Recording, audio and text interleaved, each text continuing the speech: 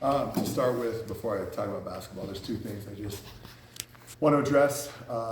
Obviously, being a native Californian and really our whole university team, our thoughts and prayers are with the families, the individuals in Southern California that are affected by the wildfires. I lived not in the Palisades, but close to that area. A lot of us know people there, so our thoughts and prayers are with them at this time and hopeful that the fires get contained. The second point, our thoughts and prayers are with Madsen, who got a phone call early yesterday morning that his mother passed away. And so, you know, we're supporting him, and he is such an outstanding person. And he's, he made the decision that he wanted to play tonight, and we respected that. And he's such a huge part of this team. And you know, Madi's mother is in Africa, and he's in the process of figuring out next steps in terms of the grieving process, whether or not he will travel. And still with that, he was such an outstanding part of the comeback in the second half.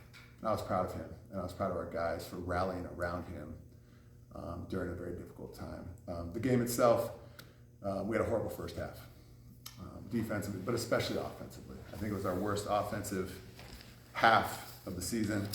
Our first 10 shots, 0 for 10. Then it was 2 for 21. Then it was 5 for 31. Give credit to Virginia Tech. They were very physical. They got us off our spots. We got to make some of those shots too. And we'll break down the film. We'll look to see what happened in the first half. I told the team in the locker room, when we get consistent, we're going to be special.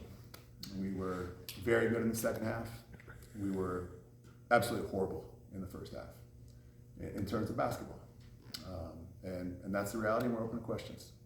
So VaTech shot 61% in the first half, and you guys were about 16. Does the frustration on the offensive end sometimes carry over to the other end of the court? No question. I think the frustration on the offensive side can carry over. But then on top of it, you know, a few times we had some open, bunnies, 4 feet, 2 feet, 6 feet. And when you don't make those, and when your opponent can run it down your throat, your defense is not as set. And so I think not making some of those shots affected us a little bit psychologically, and it also gave them a full head of steam to run it down our throat. So I think it was twofold. Mark, it was still like a 20-point game essentially with 15 minutes to go, and you guys sort of mount the comeback. Did you see that coming, or were you surprised your team still had enough energy and want to get that done? I was not surprised with the comeback. Basketball is an interesting game. One of my coaches from the NBA, Tech's winner, we all know the line that he shared, those of us that played for him. In the game of basketball, everything can turn on a trifle. And the momentum shifted. And we helped create that momentum. And then, we got Virginia Tech on their back heels in the second half. But it wasn't enough because they had done such a good job, Virginia Tech had, in the first half of dominating us and creating a buffer. And we did a poor job that it didn't matter, the momentum that we created. You effectively went to a 6-person rotation in that second half of the comeback. 4 minutes for Blackshaw in the second half. Was that matchup based? Was that just, what did you see to kind of really tighten that up? And some games are going to be like that. It's a combination of a few things. Jeremiah Wilkinson is playing extremely well. And Javon's also playing well, but, we got to go with the guys that are executing offensively, executing defensively, organizing the team. And I thought, Javon's minutes did take a hit in the second half a little bit, but he didn't do anything wrong. It's just that Jeremiah's playing at such a high level. And, there are going to be games. I told the team back in September, October, there are going to be some games when the rotation will be tight. And so I've covered that with the players. And when you have momentum, sometimes you don't want to mess with the rotation. That we found some combinations that kind of were playing offense and defense pretty well. And sometimes, again, it's not that any player did anything wrong. It's more like, hey, I don't want to break the momentum that we have right now. Andre seemed to be a little bruised up, I'll say. How's he doing after that? No, look, Andre's always going to draw the other team's best defender. Teams are going to be very physical with Andre. I'm all over the officials because I feel like there's fouls that can be called. The officials have a hard job. Some of those fouls need to be called. You know, and and Andre has great stamina. I'm amazed at the stamina and the endurance that Andre has. But yeah, he's a fighter, and it showed how much he fought in the second half.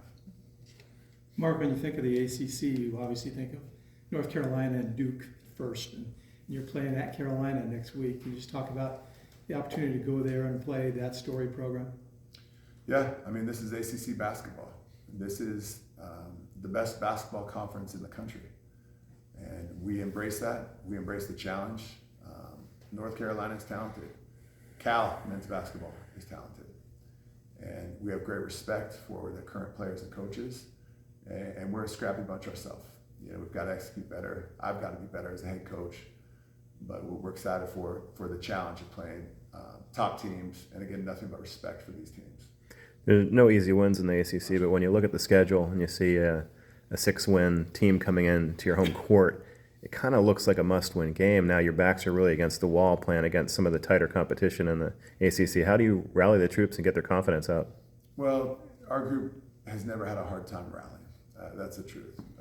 We've struggled with consistency, you know, and so my challenge, and we'll work very hard as a staff to make the tweaks, adjustments, drill work to grow and build our consistency.